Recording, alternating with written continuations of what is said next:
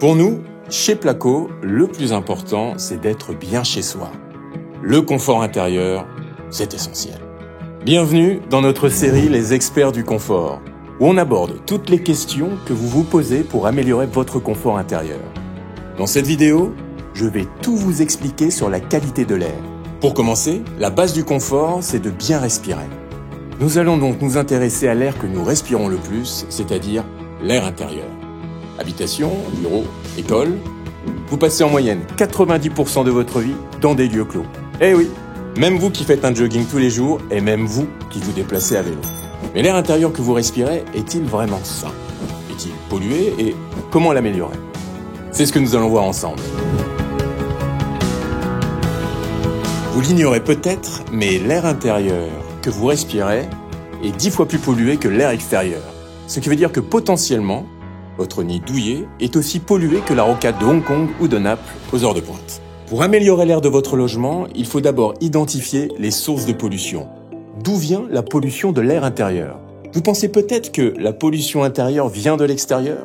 De la route très fréquentée qui passe près de chez vous? D'un champ plein de pesticides? Eh bien non. Cette pollution intérieure vient essentiellement de l'activité humaine. Les principaux polluants s'appellent les COV, composés organiques volatiles. Ils sont omniprésents dans nos intérieurs. Il y en a plus de 500 sortes que l'on retrouve dans l'air sous forme de gaz. Un des plus répandus et des plus connus pour sa toxicité est le formaldéhyde.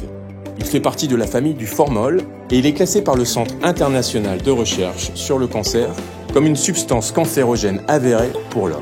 Il se dégage naturellement de toutes les combustions, que ce soit une bougie, un feu de cheminée ou la cuisson des aliments, mais en plus, on le retrouve dans les produits de bricolage, dans nos cosmétiques et dans beaucoup de nos produits d'entretien.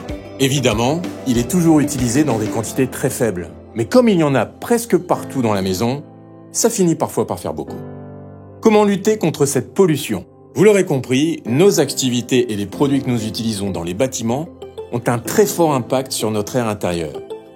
Quand on sait qu'une mauvaise qualité de l'air peut avoir un impact significatif sur votre santé, et peut-être même tout simplement sur votre concentration, il est nécessaire de chercher des solutions pour améliorer l'air de votre logement. Pour cela, il y a quelques règles à suivre pour limiter les sources de pollution et pour dépolluer l'atmosphère de votre intérieur. 1. Aérer. 2. Nettoyer. Pour limiter la pollution, on ne le répétera jamais assez, il faut aérer et ventiler son logement. Même en hiver, 10 minutes par jour sont indispensables afin de diluer les polluants présents, réguler la température ainsi que les niveaux d'humidité. Les grilles d'aération et systèmes de ventilation mécanique doivent aussi être nettoyés et entretenus régulièrement pour que l'air extérieur dilue les polluants qui sont à l'intérieur.